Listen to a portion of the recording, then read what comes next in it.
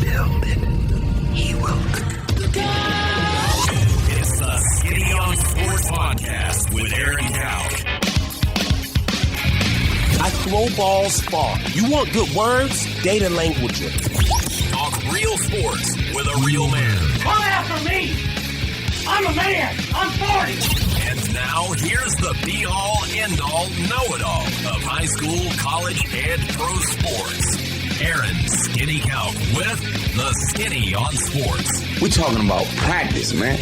I'm the MVP. Good Paul Jones Drug Tuesday out there, Western Oklahoma. Welcome to the Skinny on Sports, right here on 98.1 FM, the Sports Animal. Glad to have you along for the next hour. We'll hit some combine stuff, the Thunder, college basketball, high school basketball, with Merritt setting that school record of both teams being in the state tournament for the first time in school history. And we'll roll with that right off the bat. The voice that you'll hear right here at 11 o'clock on these airwaves, it's Mr. Mark Rodgers. Marcus, how are you? I'm good, Skinny. What's up, man? How are you today? Oh, I'm really just kind of trying to decompress after Saturday. It's always such a busy day, and I don't know, it just seems like it's because it's that day in small school basketball, probably a little bit more adrenaline flowing, even though we're just sitting there talking about what we're watching. It takes a little bit to bounce back. Let's start there. Let's start with last week. I know you and I visited on the floor after the last game of the night. Who was the best team you thought you saw throughout the entirety of the Class A and B boys and girls state tournaments? Ceiling girls. You just have to give them credit for the dominance that they had. I thought that, for their final game with Nyberg and Gord and Whetstone and Hammonds, those four seniors that they had that started on that team, they played outstanding from the beginning of the tournament to the very end. So I think. If you're a state champion, it's hard to say that you weren't impressive. But I think if you have to ask me which one of the four was the best, it would be them. I think that second would be Okarche boys. I thought they played harder than anybody else in the tournament that I saw. They were just relentless on defense. I thought last year they may have settled for the three too much. This year they got to the basket. Those players, I think, are really they're incredibly enthusiastic. They love playing the game. I don't think there's any selfishness on that team. So that's not taking anything away from Lomega. Kevin Llewellyn has got his eighth championship, tying birth to Frank Teague, and it looks like there's certainly more to come. And then the great story of Wilson never have won a state championship in any sport. Those teams they were incredible. But the Ceiling girls and Okarche boys, I thought, stood out a little bit. Yeah, on the Ceiling side, man, you think back just, 6 years ago, as the Gore twins were walking off the floor, I guess maybe even further than that, like 2017 or 18, and you're watching that happen as it's developing for those 4 years, and you're in your mind going, "Gosh, it's something you're never going to see again." And then you fast forward just a couple of years, and those three that you mentioned with Gore and Nyberg and Whetstone almost did exactly what those teams did. What an amazing run for Brady Hamer in that program. No, it was. I mean, and there's so much that has to go into that behind the scenes. I mean, so much travel, so much effort over the summer, and opening up the gym, and everything that goes into it to have that kind of dominance. Playing the schedules that they played, beating teams in Class 6A, and all that's led to just a fantastic few years and 7 championships in 9 seasons. I mean, that's as hard to do as it sounds. You think they can keep it going now that they lose all those players this year? I'm a firm believer that if you have Coach Hamer and that process and that program that he has built, that they can. Do you think that we're going to see them make a deep run next year? It's a good question. I mean, they'll have two players back that they can build around, and a group of players that normally after you lose a really good group of seniors like that, you do not fall off as far as people think, because the players in practice have had a chance to go against those really, really good players for a long time. And once they get on the floor, they kind of feel like, oh, wow, it's not as tough as you think, because we've been accustomed to seeing all these good players in practice. So, yeah, I don't think they're going to fall off the map at all. I think that they'll definitely compete. And I haven't looked around to see what else. There's some teams that OBA team they played in the finals has, I think, almost everybody back next year. That will be a they'll be pretty good. There's some other teams in Class A that'll be tough, but I think they'll have a chance to compete for sure. You mentioned Wilson, the first state title in anything, the four brothers. What a cool story that was. And then one of our listeners texted me on Sunday. He's like, can you remember somebody going through number 3, the top 4 teams in the state from the area consolation finals against Fort Cobb, and then beating number 4, number 2, and number 1 in succession at the state tournament and win a title? I was thinking back, I don't know if that's ever happened. No, and again, I think they just started to play with confidence at the right time, and they, especially in the fourth quarter of that game on Saturday, it was shots started falling, and that was all she wrote.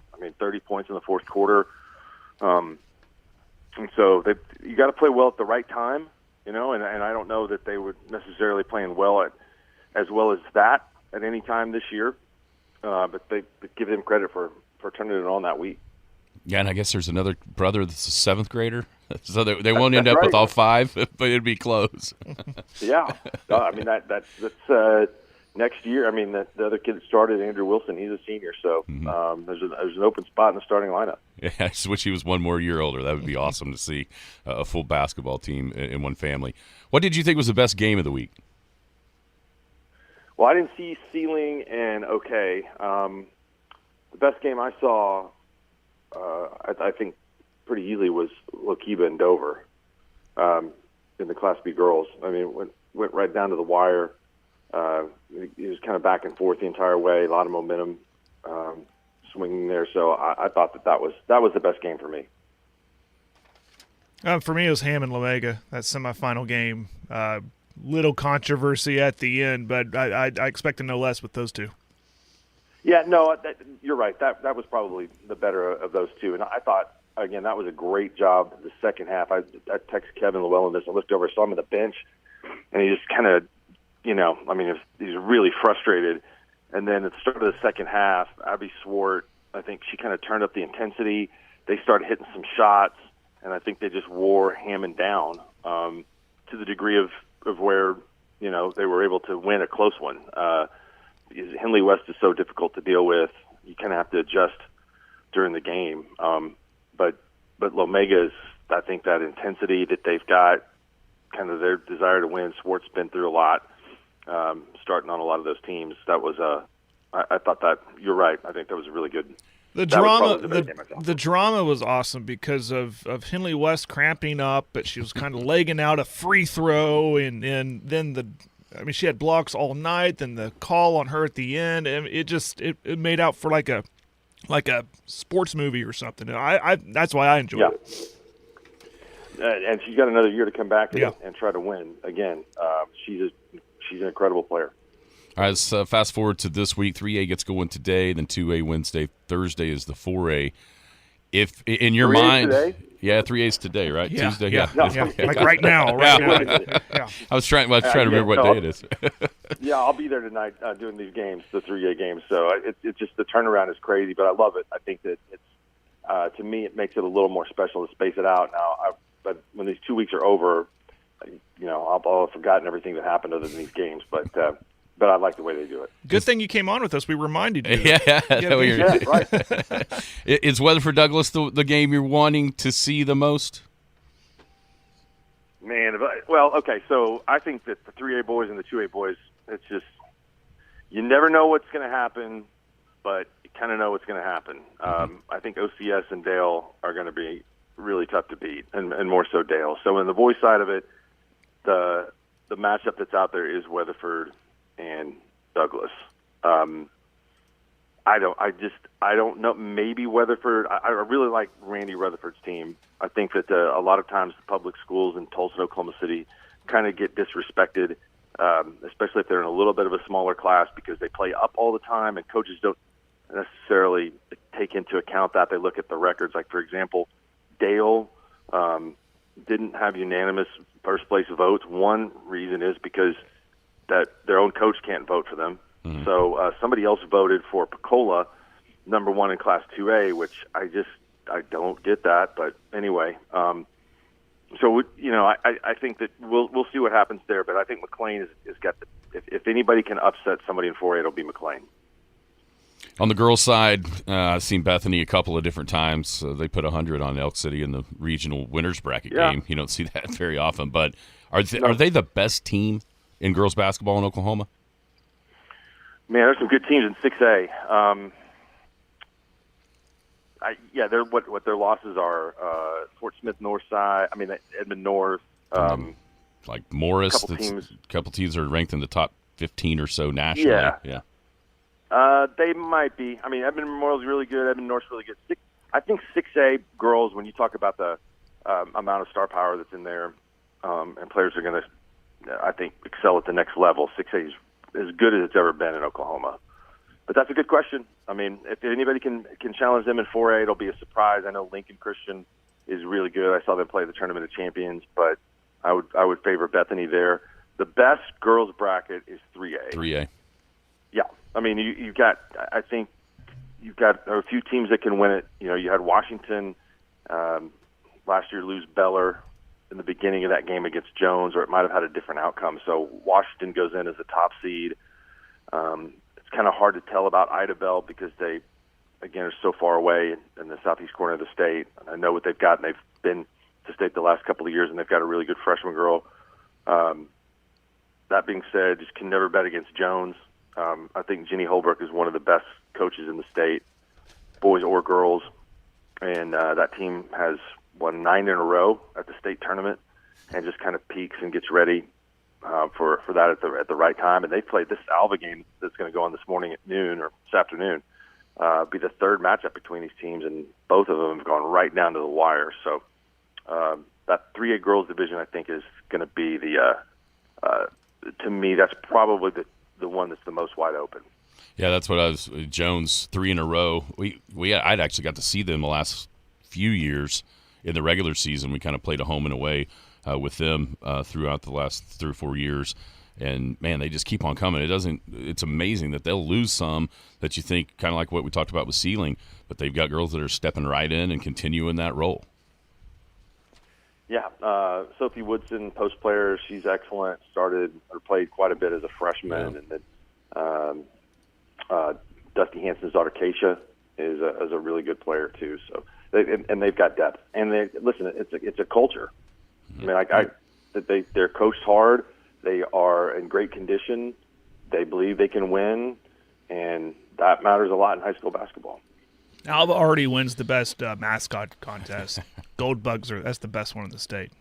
But that's my humble opinion. Hey, let's move to 2A. Hold on, I'm not letting you just get away with that. I mean, as a Blackwell Maroon, I mean, I don't necessarily agree with that. But, is there a little rivalry there? Is there Blackwell and Alva? A little rivalry? I know Blackwell and Perry.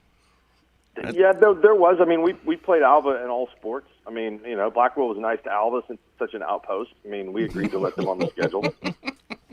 Yeah, they're out there. That's for sure. All right, 2A. Merritt girls finally break through. They came up a game short last year. They got through it this year and got into the state tournament. Tell us about your thoughts about Merritt. Obviously, we covered them out here in western Oklahoma. What are their chances? They've had a great year so far. Maybe a favorable matchup in the first round with Pecola, and then maybe Riverside in the next one. What do you think about the Oilerettes?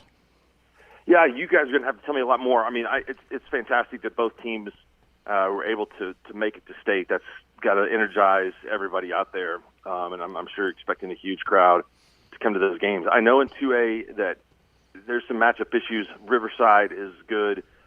They beat Sealing. That's all you need to know about them. Dale, which I've seen play several times, they're really big. If they're hitting their outside shots, you're in big trouble because they can really rebound and they can defend. And again, everyone knows about Eric Smith. I mean, what's a great coach that he is that he's going to change a lot of defenses and use that size and length to mess with you on the offensive end of the floor. So 2A, I think, is also the 2A girls bracket is one that is it's also fairly wide open. Dale is the defending champs, but I think that you could.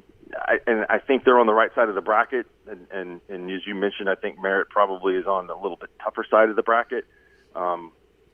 We've got a Howe team that's really rebuilding. I know they've been there a lot against a KIPP team that wasn't seeded going in on the other side of that Dale Okema game. So there should be a good – I mean, again, I think – everybody's got a chance in that one.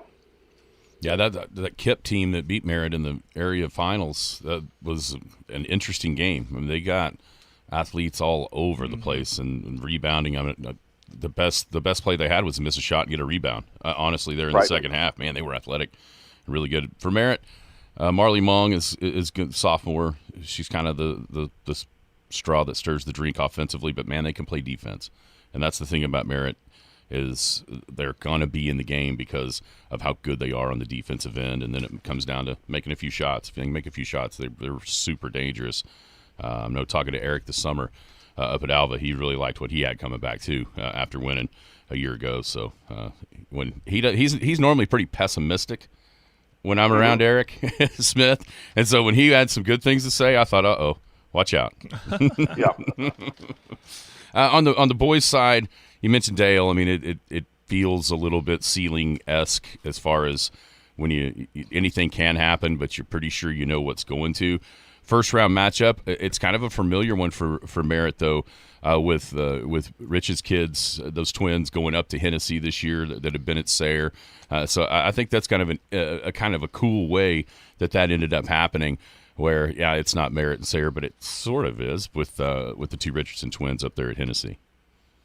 Well, and again, that's I think a matchup that'll be an interesting one with Hennessy at times they've had some games in which they haven't played very well, but they've been really consistent. They haven't played an easy schedule, but they've kind of beat what's in front of them. And, Brady Page has got his dad helping, that's a big deal.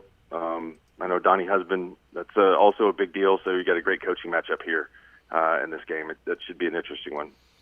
Yeah, it's amazing to anybody out here, just kind of out of nowhere. Coach Husband took some lumps early with that squad, and then all of a sudden, after the Christmas break, they've only lost, 3 times, and one of those to Hooker. They lost to Texoma and then to Duke. So you're talking about ranked teams in their respective classes that they've beaten some of them too. It's amazing. He credits health. He said he's gotten healthy a lot, and he's the healthiest. His team is healthiest they've ever been. So it's I think a big reason why. Real quick, go ahead. Go ahead. Well, the one thing I wanted to add is that this Dale team is incredibly special. I mean, I know that there's probably a little bit of professional jealousy out there and stuff like that, but for them to compete on a national level against teams across the country that are legitimately some of the best in their state in the big class, Owasso, and then Hoover, Alabama, the other team from Illinois that they played earlier in the year, it's amazing. They play unselfish. Even though they've got Dayton Forsyth on their team, I think does a good job of distributing the ball and getting everybody involved. I think we need to really pay tribute to them. And, of course, they got to win it again. But, I think they're 110-8 or something like that over the last 4 years going into this tournament. It's amazing how good they are. They're, to me, easily the best small school team that we've seen in this state. Blake Griffin and Taylor Griffin 3A. There's other good players on that team too. I think it would have been interesting to see these two teams play if they could have played when they were both in high school. That's actually where I was going to go. I was going to go back to Dell, and particularly you mentioned Dayton Forsyth. How good is he? I mean, he passes the eye test, and we see it. We obviously haven't seen him in person. We've seen a lot of streams and just the highlight reels on social media and everything.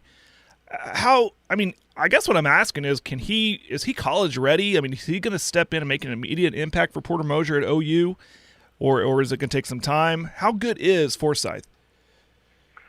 Well, I think there's a step from the high school game to the college game, and I don't know. Like, for example, Trey Young was so ball dominant when he went to Oklahoma. I mean, and he went to the NBA. It's basically the same thing. Mm-hmm. It doesn't matter who's in front of him guarding him. He just does his own thing, and really, it translated from one to the next.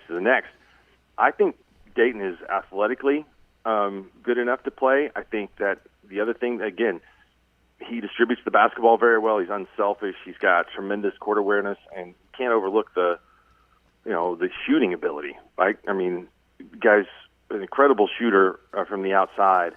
Not going to miss a foul shot and all that stuff. So I don't think he goes in year one and becomes an all Big 12 type of player, but I think he's good enough all around that he contributes next year for OU, certainly in a big way. I don't think there's any way they couldn't have him on the floor. It's in some capacity.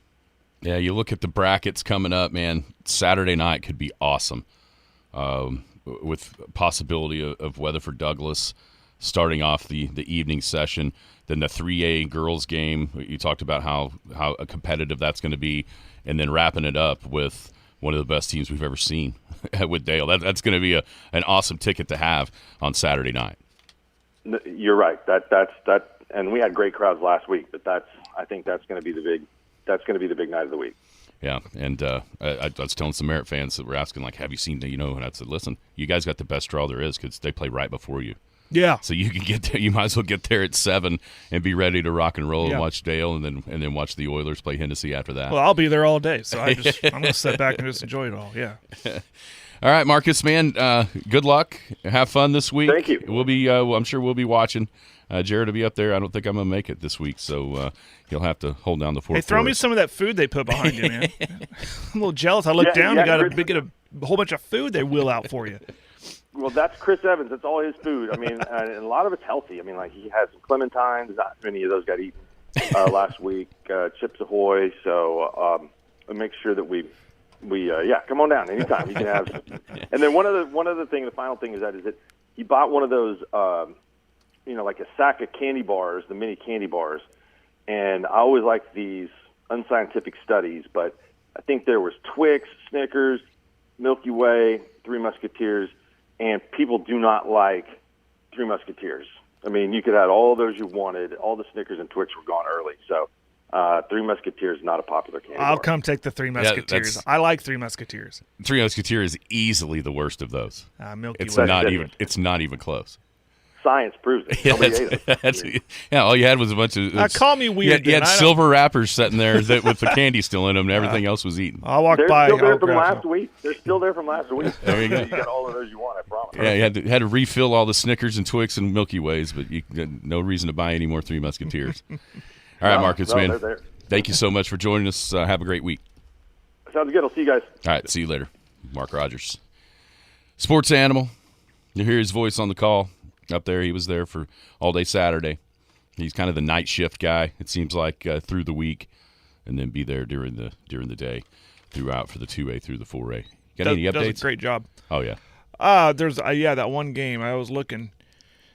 Girls. Is it 3A girls out there right now? 3A girls, Washington 21, Bethel 15 in the second quarter. I saw Washington with my own eyes this year in the semifinals of their tournament when Oak City played them. Mm-hmm. Man, they were athletic, and they guarded you big time. They didn't necessarily shoot it great that night. Still handled the Elkettes pretty easily, but they were athletic, and they were intense. Like Mark talked about Okarche and how intense and how hard they played. Mm-hmm. That's what I noticed about Washington. Man, they played hard. Beller is back. I think he said it without saying it. If Kelby Beller got hurt in the first minute or so of that 3A title game last year, tore her ACL there at the Big House. I think if she plays, maybe Jones doesn't win 3 in a row. If she's able to finish that game, with what Washington's got. So I'm super excited. The Oilers, it's an awesome story to get there with the way that kind of the season went, and Coach Husband coming back and making such a difference, with that team, kind of realizing some of the potential I think that everybody knew they had. Mm-hmm. Now, with the size of Pepper, Dunlap coming from Elk to Merritt this year, and I've seen him be able. You want to talk about a dude that can get white hot? It's him. I mean, you see him make a couple, and then it's like there's not a spot on the floor where he won't shoot it from and probably make it when he really gets going. So that's they're formidable. There's no doubt about it. It's kind of a bad year to be in 2A on the boys' side because with what Dale is, right?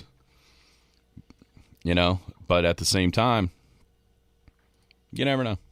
No, I mean, you got to play the game. You got to play. Someone on the text line asked, "Can anyone stay within 20 of Dale?" Well, we Probably kind of not. had that same question, and forgive me if I messed up the score, about ceiling, right? And yeah, the first 2 games ceiling was good, and then OBA played them, and they played them tight. I don't remember the final score.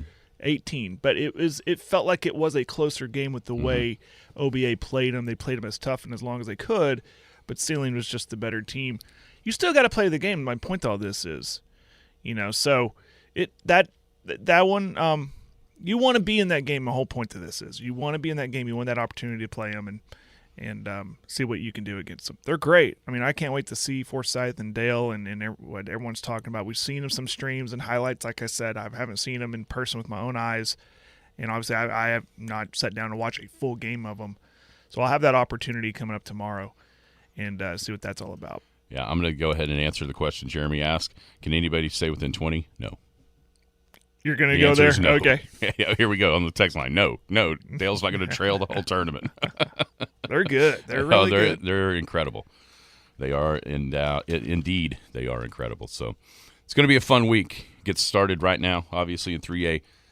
For our purposes, it really gets cranking up 10:30 tomorrow with the Oilerettes of Pecola, and then the 9 o'clock nightcap between the Merritt Oilers and also the Hennessy Eagles.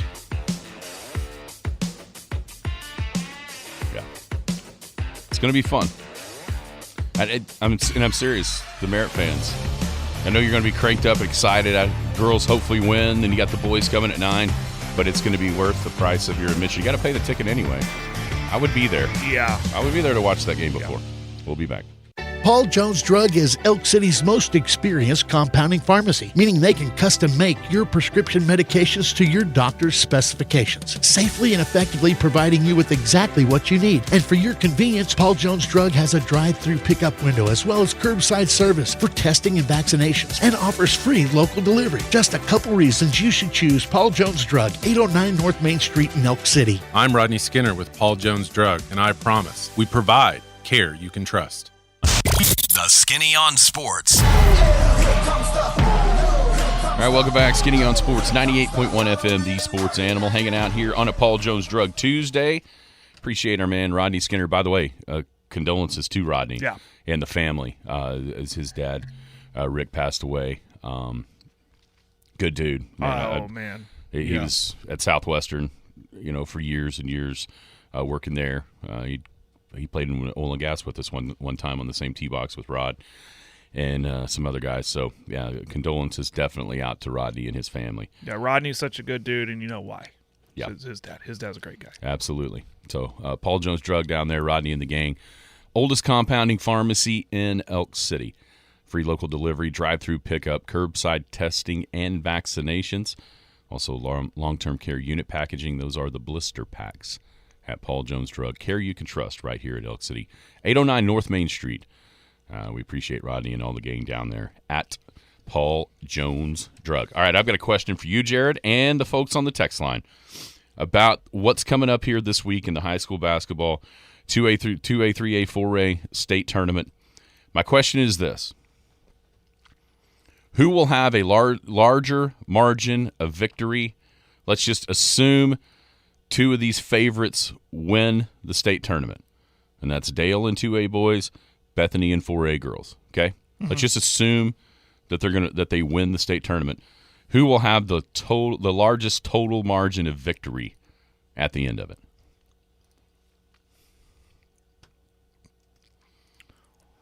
Hold on, I'm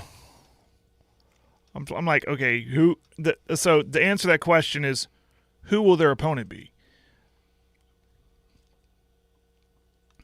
Okay. And I don't see an opponent that's going to test Bethany at all, nor do I see. God, that's a great question. I'll go Bethany. The 100-point thing still sticks in my mind, so I'll say Bethany. Yeah, it sticks. I mean, that's kind of why I thought about it. I mean, I'm looking for Fort Gibson, not there. Weatherford girls, not there. Anadarko girls, not there. It has been like at the end, you've had the streaks continue. Mm-hmm. ceiling, obviously, with the 3 in a row. Lomega hadn't won it lately. I mean, they took a 2-year hiatus of winning it. You know, I mean, it's just. But what did Coach Leone say? That it was the 5th straight year they were in the finals. Yeah.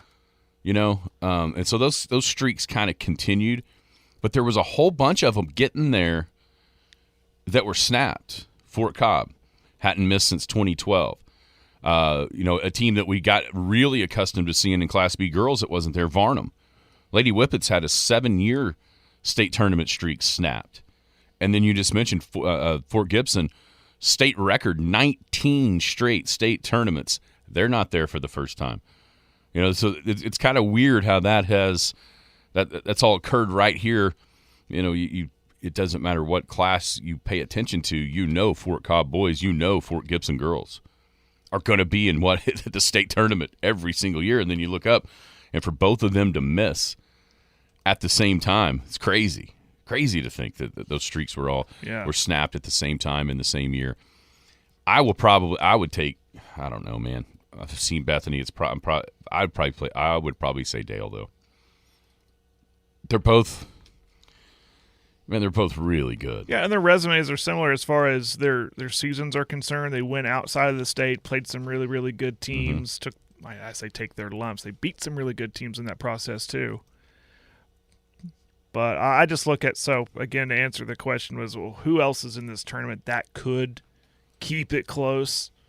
I'm just not like those perennial attendees of the Weatherford girls. Anna Darko, I mentioned Fort Gibson, like you just mentioned. They're not there, so I just think Bethany's just going to cruise.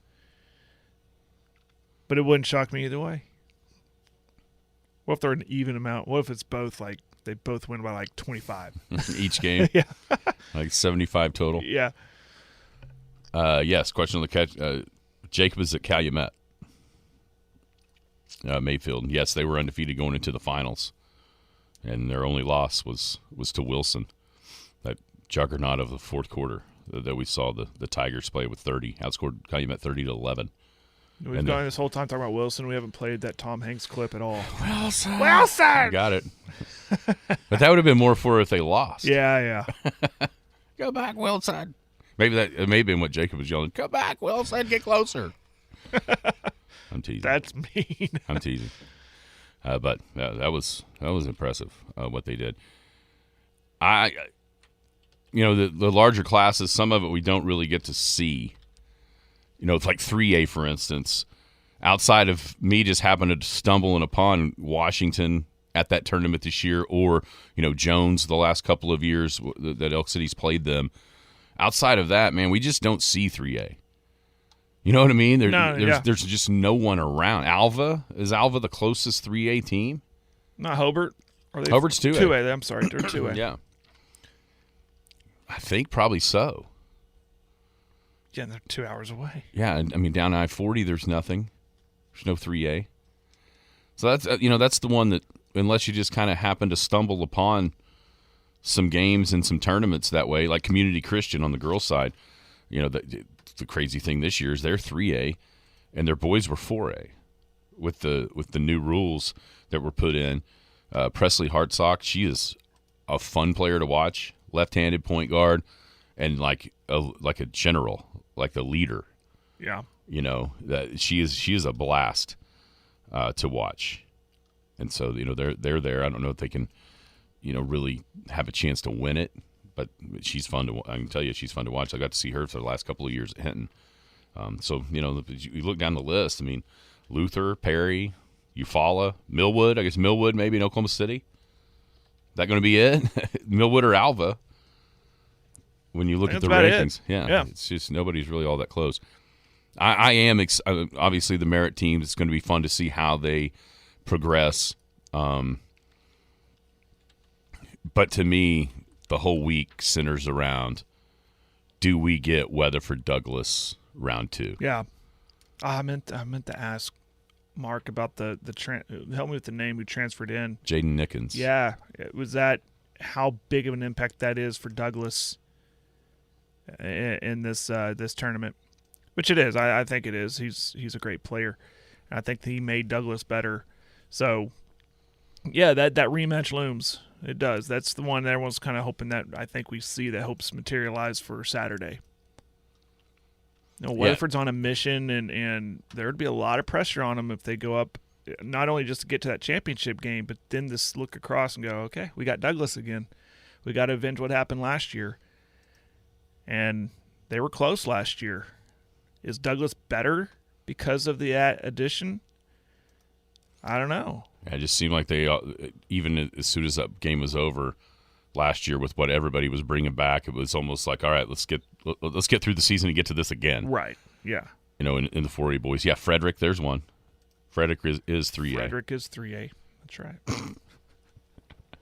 Can't read everything on the text line, but I agree, Jeremy Gray. I totally agree. Yeah, there might be some people out here rooting for Douglas. You may be right about that. I could or could not be one of them. That is the fun part about the rivalries and stuff. Don't get mad at us and don't add us. No, here's the deal, though. Honestly, the Weatherford team is really – it's a special group. You see the pictures of when they were playing, the Clinton League just ended for the smaller kids. You see, like, their parents posting pictures of those guys way back then, playing at different stuff, even things like that. And just when you watch them play, you can see it, man. God, they know exactly. They played together for so long, and they know exactly where everybody's going. Oh yeah, that's fun too. We saw it last weekend, right, with the Ceilings and Lamegas. That that they've been playing together for so long, where they knew exactly where they're going to be on the court, off of a rebound turn. I mean, it's like they didn't even turn their head; they just turned the ball and just threw it to a spot, and they knew that they trusted their player was going to be there. That's what Weatherford. Yeah, they've been playing together for so long. That's fun to see for me, that development and whatnot. And there's always that fear, like that could go away because of open transfer. Like you're just not going to have that unison because everyone's going to be it's so fluid anymore. But I don't think it's really that going to affect that much because I think there is loyalty there. I've said that before, but I think we'll still see it when you see these kids play together for so long. Because you're right, Clinton League just ended, and it got me thinking, how long is that team going to be together? How long is this team over here going to be together? Because I watched one of them, our man Cade's team, Elk City Elite, I think's their name. Yeah. And they're a good team, and I've seen them play a few times. We've crossed paths like a few fifth graders. times. Yeah. And I'm watching them thinking, that's the future of Big Oak basketball right there. Those guys are good. They're well coached, and the fundamentals are really, really good. They're great shooters. And I thought, man, I hope they all stay together. I hope they're all right in the Pioneer Center their high school days because they are going to be really good. Rhett will fire. Oh, yeah, he will. He will fire it up. He is a fun player. Yeah, that's it's pretty cool. I know the sixth grade group is pretty good too. They didn't play in the Clinton League, but they've done a bunch of really good stuff. So yeah, that's man. This may there's in some ways with what's coming with the open transfer in July. In some ways, there's like it would have been so like perfect for like the old era of high school basketball to end at the same time with the Big House going out this year. Yeah, because maybe I think too much about what's happening with the transfer portal in all the college sports, and I think it's just going to be the wild, wild west in high school. You're probably right. It's probably not going to be like that, but there's a chance it can. And so, like, this weekend was originally designed to be the last weekend of the Big House, and I think it would have been so apropos for it to be because of what's coming up in July and the new rules and what that does. Well, my final thoughts of open transfer, I've had a lot of time to think about it, especially this weekend watching small school. And what I think it's going to affect are the Metro's schools, the Tulsa schools, maybe even the Lawton schools with those close proximity of each other. You don't have to pack up the house and move. I know there are some schools close in this area. Canute Elk City is not far. Merritt Elk City, obviously, and you wouldn't have to do that. But then I go back to the small school thing. There's a lot of loyalty there. There's heritage there. There's lineage. There's my dad played here. My uncle played here. My granddad played here. I'm going to play here. And I think there's still a lot of pride involved for the small schools. So I was sitting there watching last week those small schools thinking, is this open transfer going to ruin this? And I don't think it will, because I think there's a lot of pride. It's ceiling, La Mega, Hammond, they're not. There's a lot of pride there. Why would they go against that? And I think that is kind of like the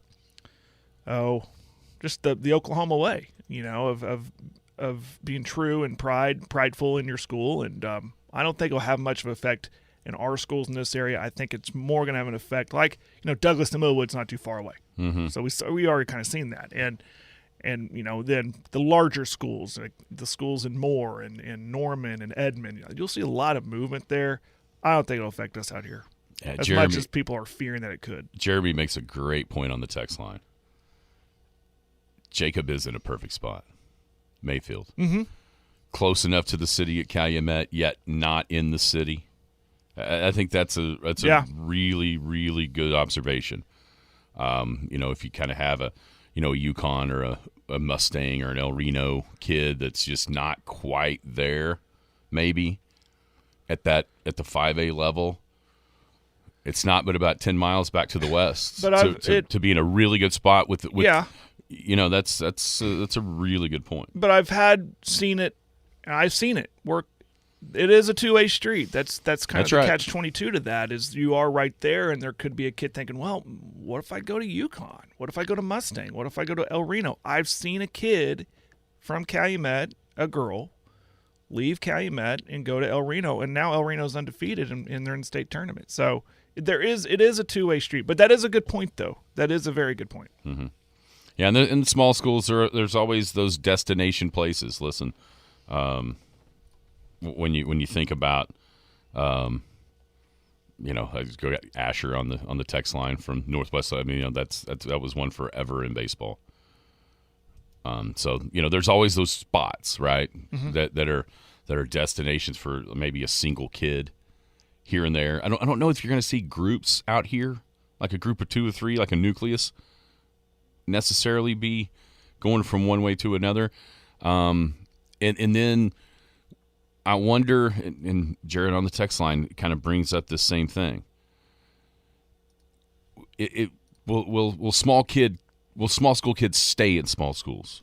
With everybody thinking that their kid has to be, seen to be, living vicariously through their kids, right? Yeah. Do they feel like they've got to be at a bigger place in order to get seen? I don't know. I've always thought if you're good enough, you're going to get found. Right? And especially with the world being so much smaller now due to Huddle. I mean, you can just sit there and press a button on the computer and watch about whatever you want to watch, right? For any kid across America. Of course. And if you are good enough, there's a great example yesterday here in 4A Elk City. If you are good enough, you will be found. There's a great picture on Facebook from yesterday's baseball game. Watching one catch Mayfield. He doesn't have to go to a large school to get seen. People know about him. And and it helps when you go do the camps and you go to the showcases and stuff like that. And you could still do that at any school you attend in the summer. There's another good point though. There will be some super teams because of travel ball in the summer. Of course. Do y'all meet up? You just decide which school to meet up at and play there. I think that's a big part of, you mentioned Nickens earlier, that's a huge part of why he's doing what he's doing, is because that was the AAU guy, the AAU coach for him was Douglas, Stephen Alexander. He wanted to play, for him one time. But I hope it doesn't. I just think it's a lot more fun. Being out here, I just think it's a lot more fun for, those homegrown kids. And now, listen, it doesn't help to have a Marsh or a Winery move in every now and again as well, to supplement what you've got. Well, yeah. For what happened back then, right? I mean, that was nice for sure, but it was organic. It wasn't for that reason. You know what I mean? Whereas I think you're going to start seeing. I mean, good and well. There's there's dads of 10-year-old boys or girls right now that already have their sights set on, oh, yeah, we're going to be the team. But this group is going to, where are we going to meet? Oh, yeah. That's going to happen. Oh, I've already booked the hotel rooms for state for my kid in 2021, 30, whatever that is. I know it's happening. I think it's cool, but back to their point about, with Weatherford and those kids have played together for so long. That's what's cool to me in watching, just hoping, like, man, this is fun to watch them play now. It'd be really cool if they're still together in high school on this weekend playing, and you can go back and go, man, that's when it started. Because it's a great example. Just keep them together and watch them develop into great players and great kids. Asher is getting hammered on the text line from multiple ways. Well, my text line crashed. This topic is really they're getting hammered by multiple folks on the text line about bringing in kids from Central America.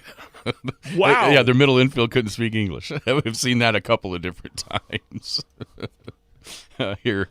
But right, the final thought on this is right. The small schools are playing together from kindergarten all the way through and figuring out a way to win. You know what I'm saying? That is just that's why I think you talked about last weekend and the crowds and the whole towns being there. That's a big part of the allure of that, right? Is that everybody buys in to the goal. Mm-hmm. Yeah. And then you start out, you know what you do? You just chase trophies. Yeah, that's right. That's right. CT, baby. Yeah, Kay Davis. He came over from Sayre. That is exactly right. I'm going to assume that helped. Maybe a little. Just a little? All right, we'll be back.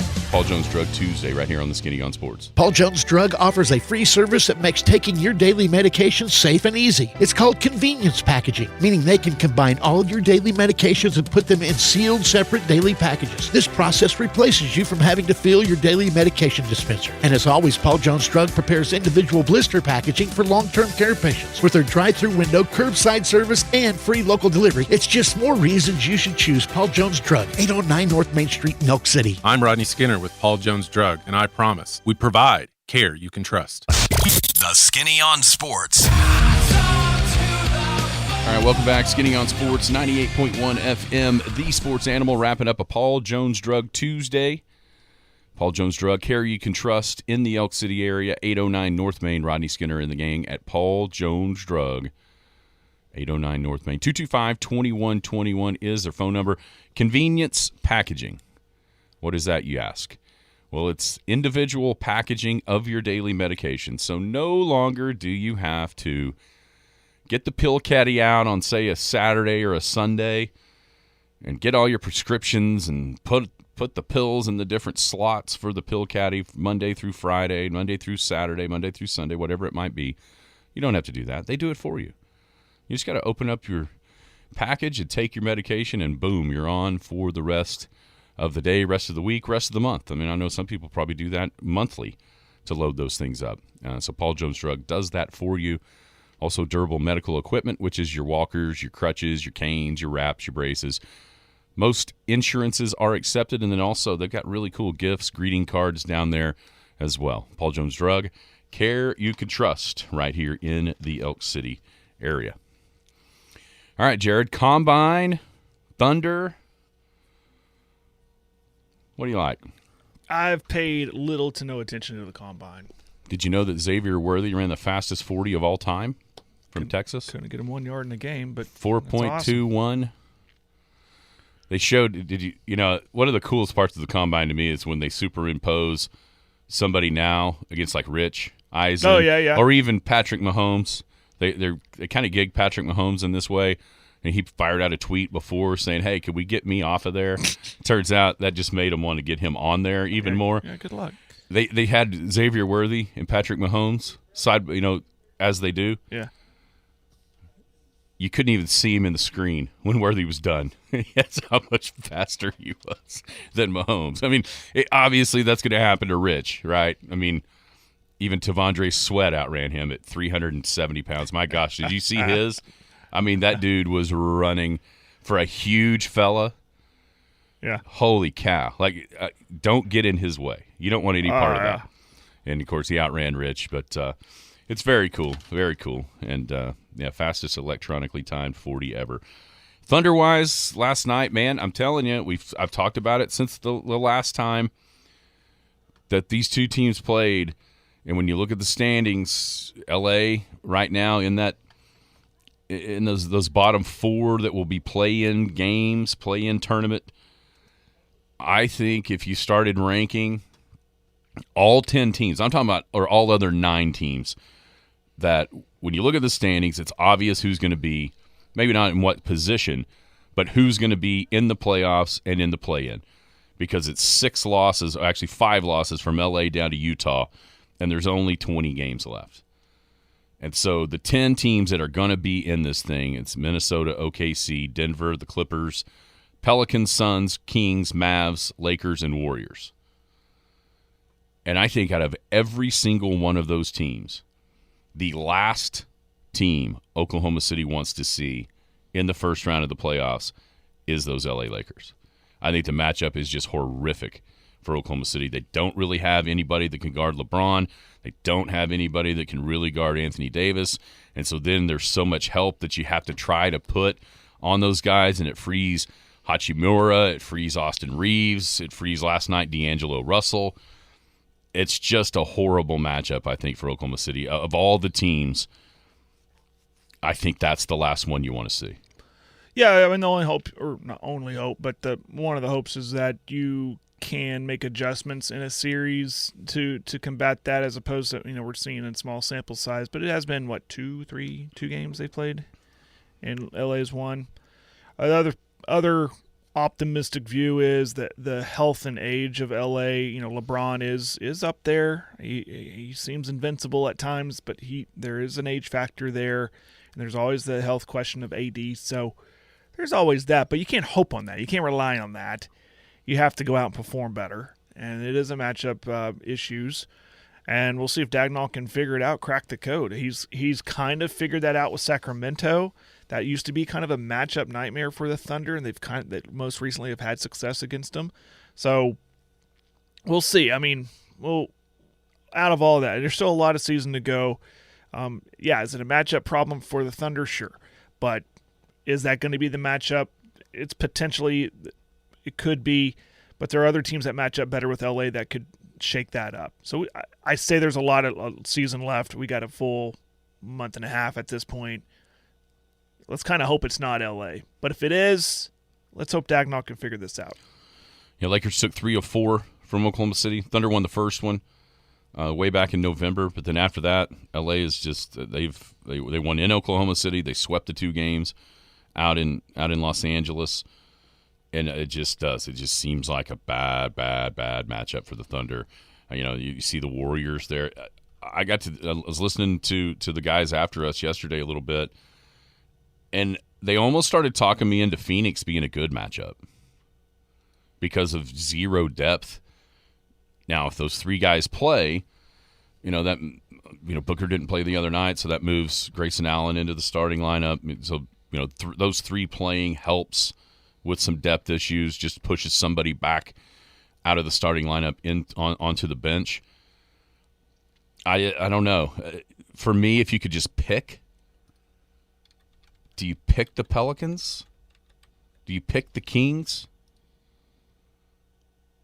If I said, Jared, you get your pick of who you could play.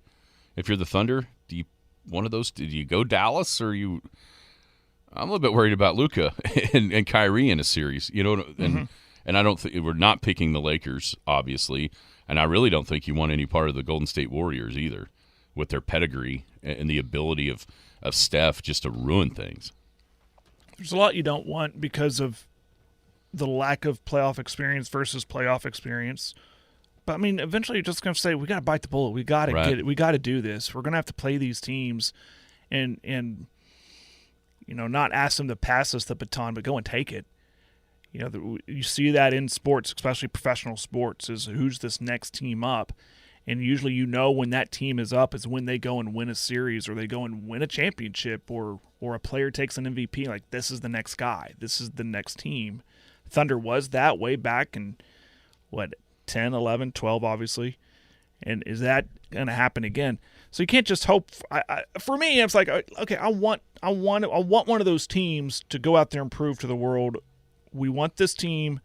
We want a series against this team with pedigree, with this playoff successful history, and you want to take it from them.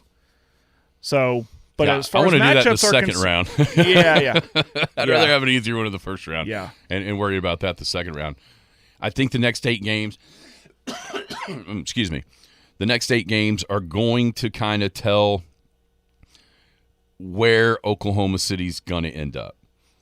Because the next 8, you've got 5 at home, 3 on the road, and the road games are the Trailblazers, tomorrow? Yeah, tomorrow night, at the Grizzlies, and at the Raptors. None of those is some kind of juggernaut team that you don't know that you can beat. Then at home, you get the Heat, the Grizz again, Pacers, Mavs, and Jazz. You win. I mean, I'm not going to sit here and tell you you're going to win all 8 because it's really hard to do in the NBA. But you win 7 out of those 8. You know, with where you're standing where you're at in the standings right now, that puts you at 20 losses with, a handful. 10 games left, maybe 1, 2, 3, 4, 5, 6, 13 games left, and you'd be, 50-20, 49-20. That would have to have you at or near the top. And then you start looking around going, who's going to play? You finish with 4 at home. Kings, Spurs, Bucks, Mavs. Bucks, Mavs, back-to-back. It's not back-to-back days, but back-to-back games. What are they playing for? The Bucks aren't catching Boston. That's blatantly obvious. There's no way they're going to catch them in the Eastern Conference standings. So at that point, do they care? Look at them. They're tied with Cleveland, 21 losses apiece. Did they care about going to Cleveland or hosting that second-round series? I don't know. Giannis probably more adept at wanting to be rested and ready to go, as opposed to those pedigreed teams. They don't care. Yeah. Playoffs is the playoffs to them. So I think these next 8, Oklahoma City goes 5-3, then you're probably looking closer to the 3 or 4 seed because of the easiness of that part of the schedule. You go 6-2, 7-1, really go crazy and go 8-0, then I think that number 1 seed is starting to be in play for the Thunder with those 13 games left after that. Yeah. All right. That's going to do it. Appreciate Mark Rodgers joining us, breaking down the A and B state tournaments that happened last week. Looking forward to 2A through 4A in the Big House this week. It's always fun to have him on. His knowledge of the high school basketball, really, really unsurpassed in the state of Oklahoma. You'll be gone tomorrow. I will be gone, yes. You'll be headed to the Big House. Everybody have a great Paul Jones Drug Tuesday. You've been listening to the Skinny on Sports podcast with Aaron Cow. Be sure to hit that subscribe button to get alerts of when the latest podcast is available. Thanks for listening. That ball is blistered to right. Way